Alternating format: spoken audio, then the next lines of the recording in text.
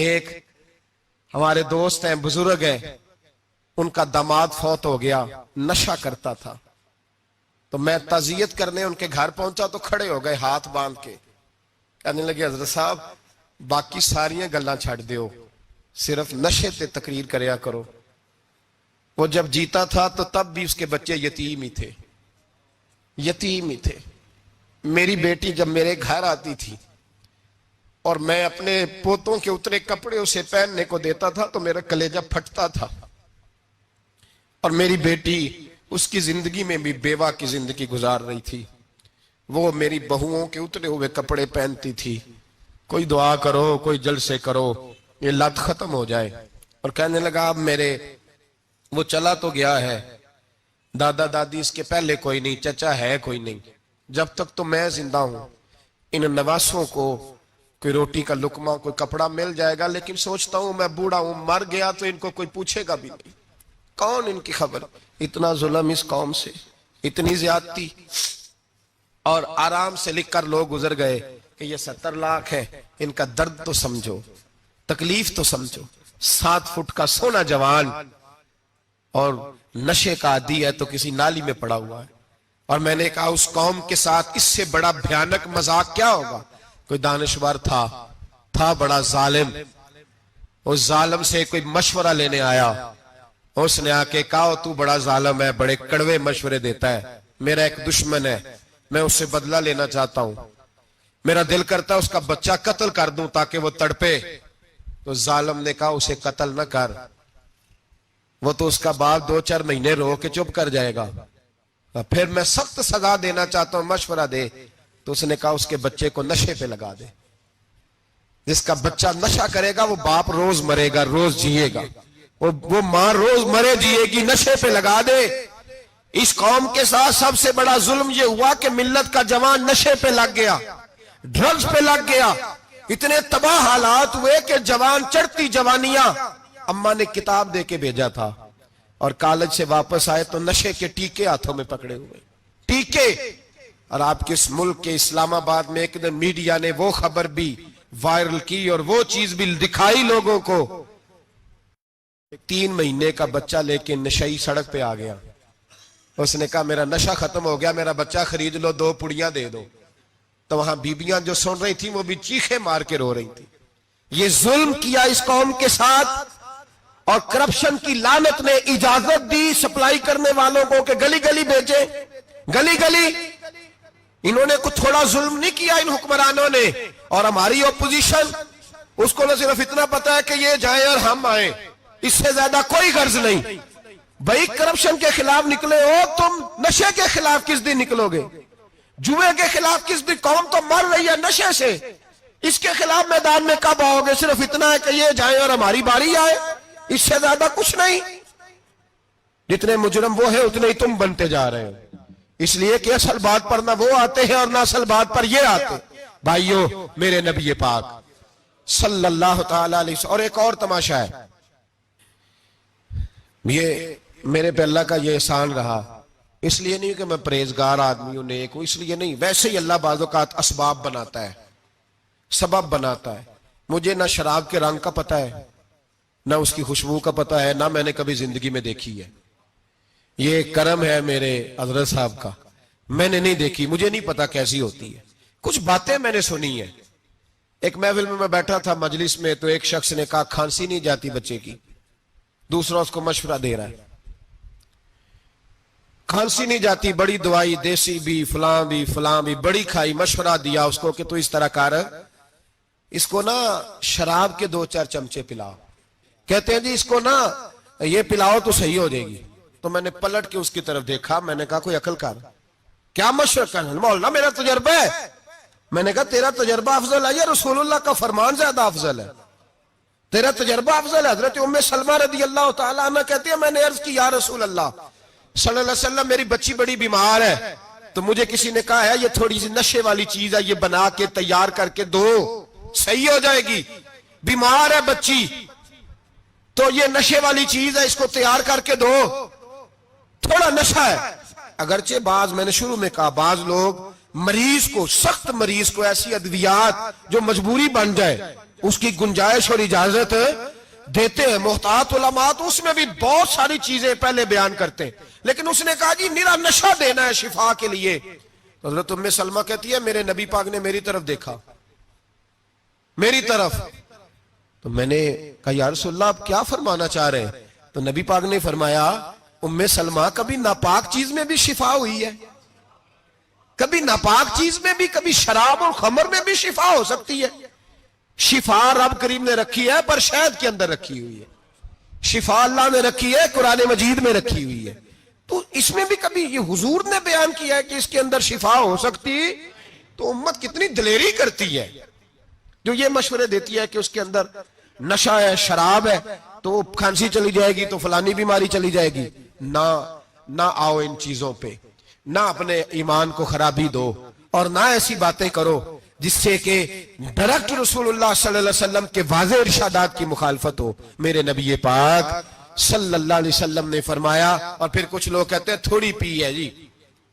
اب تو میں تجزیے میں پڑھ رہا تھا کہ ایسی شراب ایجاد ہو گئی ہے, لوگ شراب پیتے ہیں اور وہ مست بھی رہتے ہیں, کار بھی چلاتے رہتے ہیں, کہتے ہیں جی نہیں ہمارا ذہن معاف نہیں ہوا تو یہ والی صحیح ہے, نشہ نہیں لاتی.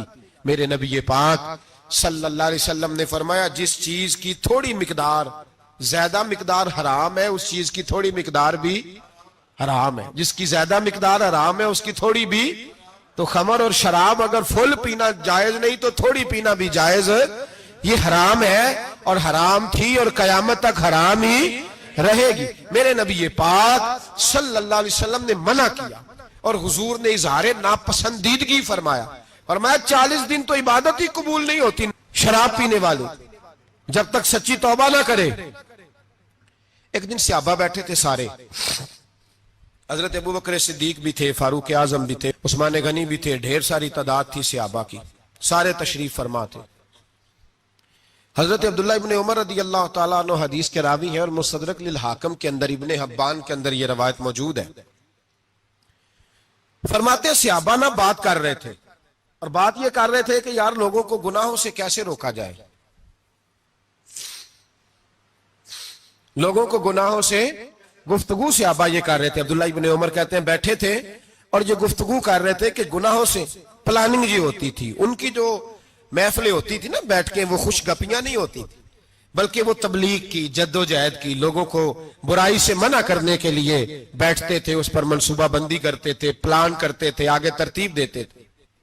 گفتگو ہو رہی تھی تو اب آپس میں بات ہونے لگی کہ کون سا گناہ زیادہ برا ہے جس پر سب سے پہلے کام کیا جائے. تو دور ایک صحابی بیٹھے تھے, ان کا نام تھا عبداللہ ابن عمر. ایک عبداللہ بن عمر ہے اور ایک عبداللہ ابن عمر ہے. حضرت عبداللہ ابن عمر دور بیٹھے تھے, بڑے سمجھدار سیانے باریک بین آدمی تھے. تو حضرت عمر فاروق اپنے بیٹے سے کہنے لگے جا عبداللہ ابن عمر سے پوچھ کے آ کہ سب سے سخت گناہ کون سا ہے. توجہ ہے میرے بھائیوں, ادھر دیکھیے گا میری جانب, پوچھ کے آ کہ سخت گناہ کون سا ہے.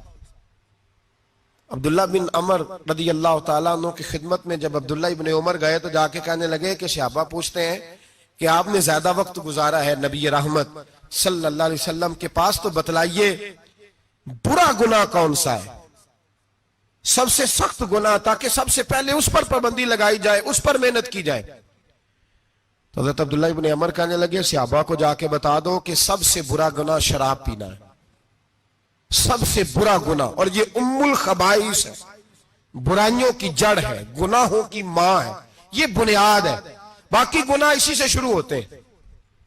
کہتے ہیں میں نے آ کے بتایا تو حضرت ابو بکر صدیق رضی اللہ تعالیٰ عنہ سیدنا فاروق اعظم کہنے لگے خود جاتے ہیں, ان کے پاس خود جاتے ہیں, چونکہ ہم نے بات سننی ہے ہم خود جاتے ہیں اور ان سے جا کر کے سوال کرتے ہیں کہ اگر آپ کو اس تفصیل کا پتہ ہے نا تو اس کے پیچھے بھی کوئی تفصیل ہوگی جو میرے نبی پاک نے بیان کی ہوگی صلی اللہ تعالی علیہ وسلم, اس تفصیل کا بھی آپ کو پتہ ہوگا جو نبی پاک نے بیان کی ہوگی, اس بات کے پیچھے جو بیک گراؤنڈ ہے, جو پس منظر ہے.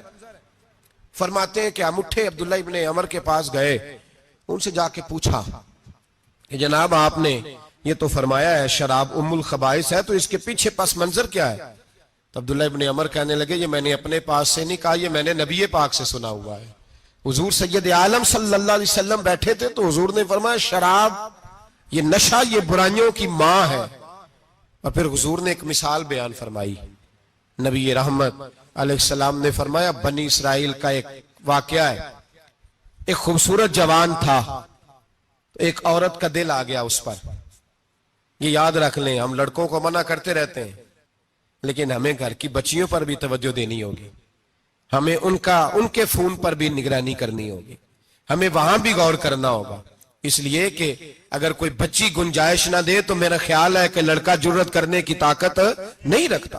تو وہاں بھی ان کی اماں سے کہے کہ پابندی لگائے, بچی کسی کا موبائل لے کر کے کہیں اس کو استعمال تو نہیں کر رہی, اس پودے پر بھی توجہ دے, درخت بننے سے پہلے اس کی بھی نگرانی کریں, یہ بھی بڑا ضروری کام ہے. عورت کا دل آ گیا تو نبی پاک علیہ الصلوۃ والسلام فرماتے اس نے کوئی بہانہ لگایا, کسی کو کہا کہ اس نوجوان کو بلا کے لاؤ, اس کو کہو کہ ہم نے کوئی گواہی لینی ہے تجھ سے. وہ نوجوان آیا, ایک کمرے میں داخل ہوا تو اگلے کمرے میں لے گئے, وہاں داخل ہوا تو اس سے اگلے کمرے میں لے گئی, وہ داخل ہوا تو اسی طرح 7 مکفل کمروں میں لے گئی. میرے کریم رسول میرے محبوب پاک علیہ السلام فرماتے ہیں, صحابہ کو سمجھا رہے ہیں میٹھے لب و لہجے میں, فرماتے ہیں جب سب سے پچھلے کمرے میں لے گئی تو ایک لڑکا بندھا ہوا تھا وہاں رسیوں سے, شراب کا پیالہ پڑا ہوا تھا. اور بی بی کہنے لگی کوئی گواہی شواہی نہیں لینی, تجھے اس لیے بلایا ہے کہ تیرے اوپر دل آ گیا ہے, اب میرے ساتھ منہ کالا کر. تو وہ جوان کہنے لگا نہیں, میں نے اپنے نفس کو پاک رکھا ہوا ہے, میری نظر بھی پاک ہے, دل بھی پاک ہے, اور اس کی برکت یہ ہے کہ رب نے میری روح کو بھی پاک رکھا ہوا ہے, تو میں یہ حرکت نہیں کر سکتا. پاک لوگ پلید کاموں کی جانب توجہ نہیں کرتے, میں یہ حرکت نہیں کر سکتا. اقبال نے اپنے بیٹے کو دعا دی تھی, اس نے کہا تھا حیا باقی نہیں ہے زمانے کی آنکھ میں, خدا کرے کہ رہے تیری جوانی بے داغ, خدا کرے کہ رہے تیری جوانی بے داغ. کہا میرے ساتھ منہ کالا کر, اس نے کہا میں نہیں کرتا. کہنے لگی چل پھر اس کو قتل کر, اس کو میں نے باندھا ہوا. اس نے کہا میں قتل کیوں کروں, میری کیا دشمنی ہے. کہا پھر شراب پیو, کہا میں شراب بھی نہیں پیتا. تو کہنے لگی اب تو میں نے تجھے اپنے چنگل میں پھانس لیا ہے, اب تو یہاں سے بچ کے جا نہیں سکتا, اور اگر تو باہر جائے گا تو میں شور کروں گی, لوگ جمع کروں گی, اس نے میری عزت آبرو پہ ہاتھ ڈالا ہے, تو بچ تو نہیں سکتا, ایک کام تو کرنا پڑے گا. محبوب فرماتے اس نوجوان نے سوچا کہ زنا بھی بہت بڑا جرم ہے, قتل بھی بہت بڑا گناہ ہے, چلو اب مجبوری ہے تو شراب پی لیتا ہوں. لیکن وہ سمجھا نہ کہ شراب تو بنیاد ہے. اس نے ایک پیالہ جو پیا, کہنے لگا ایک اور دے دو, دوسرا پیا تو کہنے لگا ایک اور دے دو. اب 3 پیالے 3 بوتلیں شراب جو پی چکا تو خماری چڑھ گئی. اب اس عورت کے قریب جانے لگا کہ میں تیرے ساتھ زنا کروں گا. اس نے کہا جب تک میں قریب نہیں آنے دوں گی جب تک تو اسے قتل نہ کرے. اس نے اسے قتل بھی کیا, زنا بھی کیا. تو محبوب فرمانے لگے یہ قتل اور زنا جو ہوا ہے تو یہ شراب کی وجہ سے ہوا ہے. گویا شراب وہ جرم ہے جو قتل بھی کرائے گی, جو زنا بھی کرائے گی. اور اگر آپ نشئی کو دیکھیں, اگر آپ شرابی کو دیکھیں تو کیا وہ ڈکیتیاں نہیں کرتا پھرتا, وہ چوریاں نہیں کرتا, وہ اپنی ہی ماں کا زیور نہیں بیچ آتا, وہ اپنی ہی بہن کا پڑا ہوا جہیز نہیں بیچ آتا, وہ اپنے ہی گھر میں ڈاکے نہیں ڈالتا, وہ اللہ کے گھر مسجد میں آ کر کے چوری نہیں کرتا.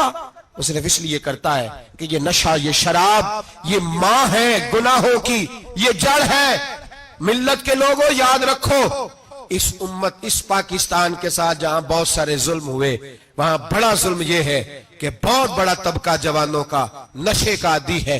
وہ نشہ انہیں عشق مجازی اور عورتوں کے عشق کی جانب لا رہا ہے. وہ نشہ چوریاں کرا رہا ہے, قتل کرا رہا ہے, ڈکیتیاں کرا رہا ہے. بہت بڑے ظالموں نے بہت بڑے ہاؤس بنائے ہوئے ہیں جن کے اندر شراب فراہم کی جاتی ہے, نشہ دیا جاتا ہے. میں نے تو ایسے ایسے لفظ سنے کہ الیکشن کے دنوں میں ووٹ لینے کی خاطر سیاستدان انہیں نشہ فراہم کرتے ہیں, انہیں باندھ کے رکھتے ہیں, روز تمہیں پڑیا ملے گی, ووٹ ہمیں ڈالنا. اتنا ظلم, اتنی زیادتی, اتنا جبر, ایک انسان کے ساتھ کھیلنا. لوٹ آؤ, پکڑو ان کا دامن, اپنے گھروں کو بچاؤ, اپنے دوستوں کو بچاؤ. جاگو جاگو امت کے لوگوں, جاگو. میرے نبی پاک صلی اللہ علیہ وسلم کے کلمہ گو لوگوں کو بچاؤ. ان پر اگر سختی کرنی پڑتی ہے تو کرو، پیار کرنا پڑتا ہے تو کرو، محنت کرو، جدوجہد کرو.